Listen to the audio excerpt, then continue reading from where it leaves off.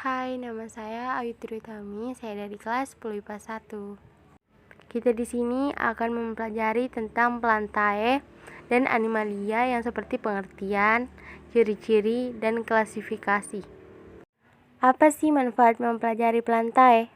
Manfaat dari mempelajari Plantae adalah yaitu mampu mengklasifikasikan tumbuhan berdasarkan genetik dan filogenetik, mengetahui berbagai ciri tubuh, cara hidup, habitat, dan reproduksi tumbuhan, mengaplikasikan peranan berbagai tumbuhan sekitar untuk dapat dimanfaatkan dalam kehidupan. Jangan salah loh, Animalia juga mempunyai manfaat untuk dipelajari, yaitu mampu membandingkan ciri umum filum dalam kingdom Animalia, mengetahui habitat, cara hidup, ciri tubuh, cara reproduksi, serta peranannya bagi kehidupan untuk hewan invertebrata maupun vertebrata, mengenal dasar klasifikasi manusia dalam kingdom Animalia. Apa sih Plantae itu? Kingdom Plantae, atau yang lebih dikenal dengan tumbuhan, ialah salah satu organisme eukariotik multiseluler dengan dinding sel dan klorofil. Klorofil adalah zat hijau daun yang berfungsi dalam proses fotosintesis, sehingga tumbuhan mampu membuat makanannya sendiri. Hal ini yang menjadi pembeda antara kingdom Plantae dan kingdom Animalia. Plantae memiliki ciri juga loh. Yang pertama, multiseluler atau mempunyai banyak sel. Yang kedua, autotrof, bisa membuat makanan sendiri. Yang ketiga, eukariotik, merupakan sel yang telah memiliki membran inti sel. Yang keempat, terdapat dinding sel yang terbuat dari selusa. Yang kelima, hidup di daratan yang lembab atau perairan, dapat menyimpan cadangan makanan dalam bentuk amnium. Yang keenam, memperoleh makanan dengan cara fotosintesis yang dibantu dengan cahaya matahari. Plantae memiliki klasifikasi juga loh. Kingdom Plantae terbagi menjadi 3, yaitu yang pertama, filum Pteridophyta, yang kedua, filum Brytophyta, yang ketiga, filum Spermatophyta. Filum Pteridophyta atau sering disebut tumbuhan paku telah mempunyai jaringan pengangkut atau kormus dan organ sejati. Tumbuhan paku berproduksi secara aseksual dengan spora. Tumbuhan ini mengalami metagenesis. Pada umumnya tumbuhan paku hidup di darat, terutama di daerah hutan hujan tropis. Filum Bryophyta, tumbuhan lumut. Bryophyta tidak mempunyai organ sejati seperti batang, akar, atau daun, serta tidak mempunyai pembuluh angkut, xilem, dan floem.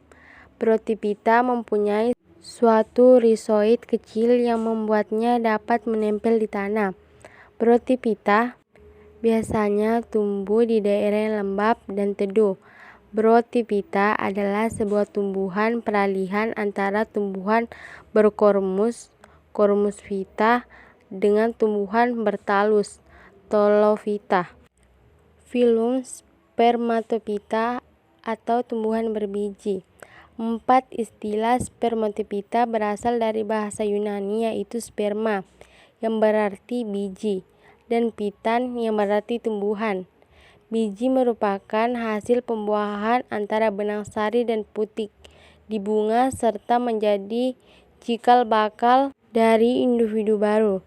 Spermatophyta dibagi menjadi 2 subsidi, yaitu Angiospermae berbiji tertutup dan Giomonospermae berbiji terbuka. Apa sih Animalia itu? Kingdom Animalia merupakan kelompok makhluk hidup yang sangat beragam baik dari bentuk maupun ukuran. Animalia juga mempunyai ciri loh. Yang pertama, bersel banyak atau multiseluler. Yang kedua, selnya bersifat eukariotik atau memiliki membran inti atau inti sel yang dibatasi sistem membran. Yang ketiga, tidak memiliki dinding sel. Yang keempat, tidak bisa menghasilkan makanan sendiri atau heterotrof. Yang kelima, dapat bergerak secara aktif. Yang keenam, umumnya berproduksi secara seksual. Animalia juga mempunyai klasifikasi loh. Yang pertama, filum porifera. Filum porifera merupakan organisme primitif, organisme sederhana, yang sebagian besar dari spons di air asin atau air laut. Hewan ini tidak memiliki organ atau sel saraf maupun sel otot. Contoh spesies dari filum porifera ialah Sikon, Euspongia, Spongilia. Yang kedua, filum Coelenterata atau Cnidaria. Filum Coelenterata terdiri dari ubur-ubur dan hewan laut dalam lainnya. Contoh spesies filum Coelenterata ialah Aurelia, ubur-ubur, dan Adamsia.